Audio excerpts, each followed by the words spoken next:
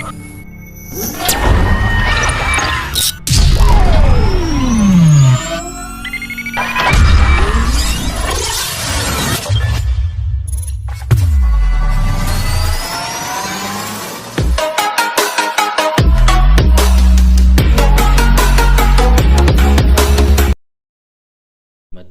lagi di channel saya, Bang Fanani. Untuk lembaga PAUD semua yang menonton ini, terlebih dahulu mohon di like, share, dan subscribe untuk mendukung channel ini. Kita akan membahas tentang PBD, perencanaan berbasis data, khususnya di lembaga PAUD yang pada tahun 2023 ini masih menggunakan evaluasi diri. Karena pada tahun 2022 lembaga PAUD belum melakukan suling jar, karena suling jar baru akan dimulai oleh lembaga PAUD di bulan September sampai Oktober. Perkiraan dimulai tanggal 22 September, jadi ada waktu 1 bulan nantinya untuk melakukan suling jar. Dan nantinya hasil suling jar akan menjadi rapat pendidikan di tahun 2024 sebagai dasar perencanaan berbasis data. Akan tetapi saya ulangi lagi bahwa tahun 2023 ini lembaga PAUD masih menggunakan PBD berdasarkan evaluasi diri lembaga yang bisa didownload di rapot pendidikan. Caranya download menggunakan user ID belajar dari kepala sekolah masing-masing lembaga PAUD. Silahkan di-download di rapot pendidikan menggunakan user ID belajar kepala sekolah. Ini ada di video saya sebelumnya untuk melakukan download PBD di rapot pendidikan. Untuk kali ini kita akan membahas PBD di tahun 2023 ini bahwa prioritas utama dalam penganggaran di PBD ini berbeda dengan tahun-tahun yang lalu. Untuk PBD ini prioritasnya ada 3 dan pengisiannya ini untuk pengisian evaluasi diri sama dengan yang tahun 2022. Yang penting sebelah kanan ini kondusif hijau dan ada yang biru, merah, dan kuning.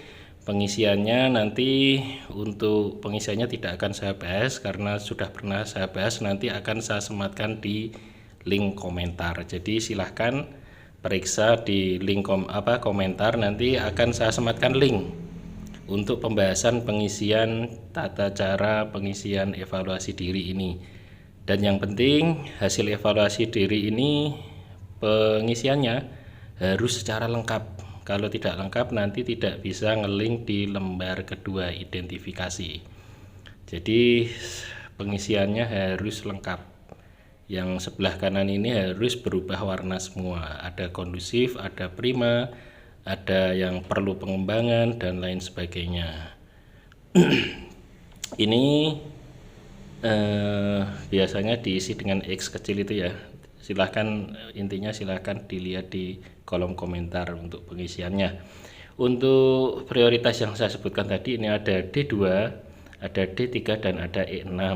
Di D2 ini penerapan pendekatan pembelajaran, yang D3 ini muatan pembelajaran yang membangun kemampuan fondasi anak, dan E6 ini adalah indeks kemitraan orang tua, wali, atau untuk kesinambungan simulasi satuan di satuan dan di rumah ya, karena informal ini sangat penting karena pendidikan informal ini pendidikan pertama dan utama. Maka D2, D3, dan E6 ini pasti akan dianggarkan oleh setiap lembaga. Nanti akan saya jelaskan bahwa D2, D3, dan E6 ini akan ngelink secara otomatis oleh rumus di Excel ini, di evaluasi diri ini. Jadi tidak perlu kita tambahkan karena otomatis dia akan mengisi di paling atas. Kita akan melihat di lembar kedua identifikasi. Nah, ini untuk tabel 2 ini akan ngelink secara otomatis, akan terisi jika di lembar evaluasi diri tadi diisi secara lengkap. Kalau di evaluasi diri ini tidak diisi secara lengkap, otomatis di lembar Yang kedua, di identifikasi tadi ini tidak akan terisi. Jadi kalau sudah lengkap ini akan terisi. Jadi dipastikan kalau tidak terisi berarti ada yang salah di evaluasi diri. Ini yang saya sebutkan tadi bahwa D2, D3 dan E6 ini yang harus kita anggarkan, ini secara otomatis terisi. Tugas kita adalah yang di baris keempat. Ini harus kita pilih, di keempat dan kelima ini harus kita pilih karena maksimal kita harus menganggarkan 5 baris. Nah ini kita bisa pilih sesuai di sebelah kiri yang berwarna merah. Kalau tidak ada yang berwarna merah berarti berwarna kuning. Kalau tidak ada yang berwarna kuning berarti berwarna hijau. Dan kalau tidak ada yang berwarna hijau kita pilih yang berwarna biru. Kalau biru semua berarti ini semuanya optimal. Otomatis lembaga itu adalah lembaga sekolah penggerak dan lembaga yang terakreditasi A. Jadi di sini kita bisa memilih lebih dari 4 baris atau kita isi semua jika dananya memenuhi. Ya, bisa kita isi lebih dari 5 baris jika dananya memenuhi. Misalkan 10 juta lebih ya, itu bisa kita isikan sampai itu kan 1 2 3 4 5 6 7 8 9 10 baris itu bisa kita isi semua jika dananya ada. Jika dananya pas-pasan ya 5 baris maksimal sesuai dengan petunjuk yang ada di sebelah kanan ini. Itu nanti jika ada pertanyaan silahkan tuliskan di kolom komentar, insya Allah akan saya jawab ya. Ini barisnya bisa diisi, ada tanda panahnya itu sebelah kanan untuk memilih mana yang harus dianggarkan sesuai warna-warnanya. Nah, kita ke lembar 3 bahwa D2 ini kita dapatkan dari mana? D2 ini kita dapatkan dari lembar kedua. Nah, sesuai urutan paling atas kita copy paste, kita pindah ke lembar ketiga.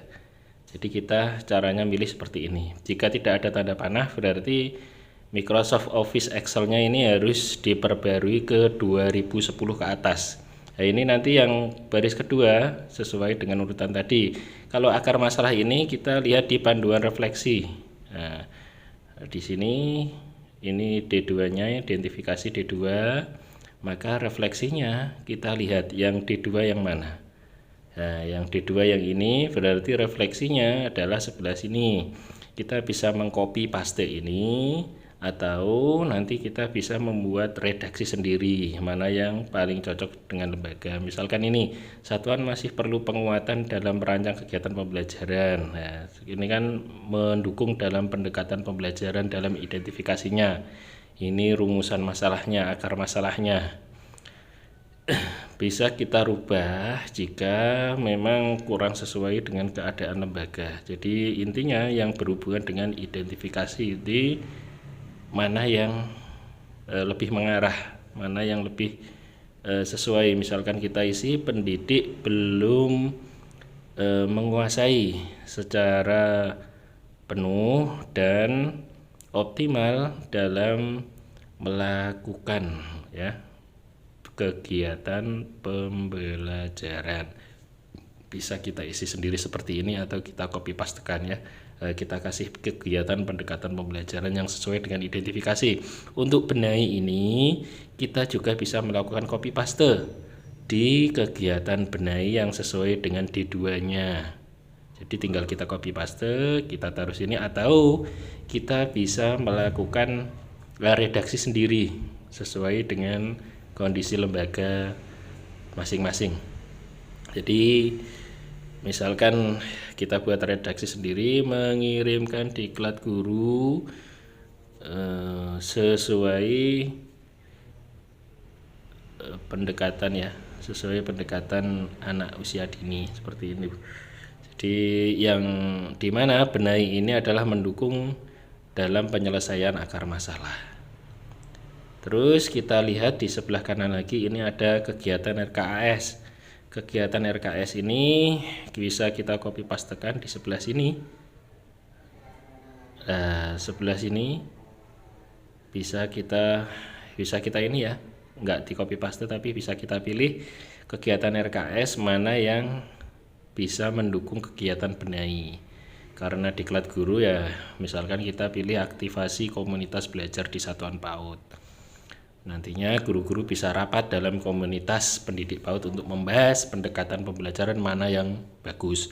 Terus ini kegiatan lain yang relevan dalam rangka pengembangan profesi pendiri. Jadi nanti bisa dianggarkan untuk diklat. Seperti itu. Jadi kita akan lihat nanti di penganggarannya bagaimana, karena PPD ini akan menghasilkan penganggaran RKS di satuan pendidikan setiap lembaga PAUD. Ini kegiatannya intinya ini harus RKS ini mendukung dari kegiatan benahi itu sendiri. Jadi intinya pilihlah yang sesuai atau yang mendekati untuk mendukung biar kegiatan benahi ini terselesaikan. Intinya PPD seperti itu. Kita lihat di lembar keempat rancangan RKS-nya. Jadi ini kegiatan benahi ini kita copy paste ya dari tadi lembar ketiga ini. Kegiatan benahinya ini kita copy paste. Kita copy paste ke sini. Terus kegiatan RKS-nya ini juga kita copy pastekan dari sini. Ini di copy paste di sini. Di copy paste karena RKS ini mungkin banyak yang dianggarkan, jadi satu poin di kegiatan RKS ini bisa dideskripsikan misalkan lebih dari satu. Kalau ini saya misalkan buat deskripsinya 2, aktivasi komunitas belajar PAUD berarti kita anggarkan untuk biaya transport guru, bukan untuk rapat. Ini aktivasi komunitas, jadi berkumpul dengan komunitasnya guru PAUD, ini kita anggarkan untuk rapat, biaya transport gurunya berapa, misalkan 4 guru, ini kita satuannya orang harian, orang per hari ya, misalkan 2 hari berarti 4 kali 2 hari berarti kita rubah 8. Nah seperti itu, nanti otomatis totalnya ini akan merubah sendiri, jadi tidak perlu diedit, ini sudah ada rumusnya. Terus konsumsinya berapa, nah seperti itu. Terus kegiatan lain yang relevan, ini juga ada biaya diklat, misalkan dianggarkan berapa. Terus pada waktu diklat juga ada transport, misalkan berapa. Jika kekurangan kolom baris, bisa kita tambahkan seperti ini, di insert ya, diklik kanan, insert, nanti akan menambahkan baris. Karena untuk RKS biasanya perlu banyak deskripsi kegiatan untuk dianggarkan. Setelah kita save ini, setelah kita save lembar PPD ini, kita namai dengan NPSN lembaganya berapa, nomor NPSN-nya, underscore nama lembaga, underscore kabupatennya apa. Setelah itu kita input di paudpedia.kemdikbud.go.id. Untuk penginputan di paudpedia.kemdikbud.go.id ini silahkan nanti akan saya sematkan linknya di komentar. Jadi di komentar akan saya sematkan link untuk pengisian evaluasi diri PPD, dan yang kedua adalah untuk pengiriman file ini di Paudpedia.